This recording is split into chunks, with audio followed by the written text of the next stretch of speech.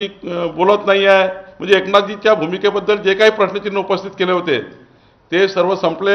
एकनाथजींनी स्पष्टपणे सांगितलं की केंद्रीय नेतृत्व आपलं जे काही निर्णय करेल, शेवटी जी महायुती झाली आहे ते मोदीजी अमितभाई या केंद्रीय नेतृत्वाला सोबत घेऊन झाली आहे आणि त्यामुळे एकनाथजींनी जे स्पष्ट केलं ते पुढे होईल।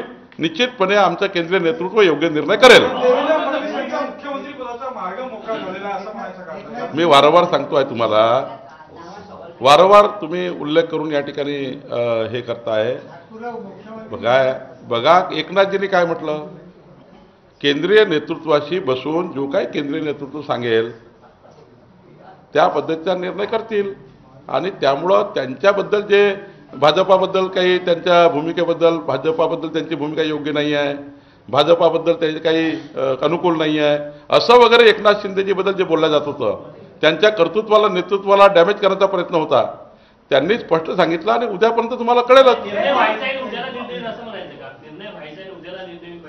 केंद्रीय नेतृत्व निर्णय करेल, केंद्रीय नेतृत्व जो निर्णय करेल तो भाजपालाही मान्य असतो, तो एकनाथजीलाही मान्य असतो, तो अजितदादालाही मान्य असतो।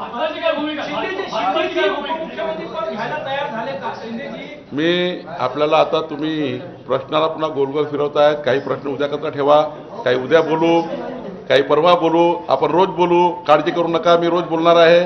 पण मी पुन्हा एकदा माननीय एकनाथ शिंदेजी आणि संपूर्ण शिवसेना आणि एकनाथजीच्या भूमिकेबद्दलचं खूप खूप मनापासून अभिनंदन करतो।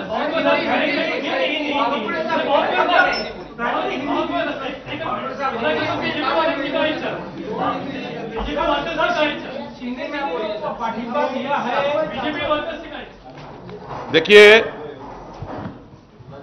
महाराष्ट्र के महायुति के एक हमारे अत्यंत महत्वपूर्ण सीनियर लीडर्स जो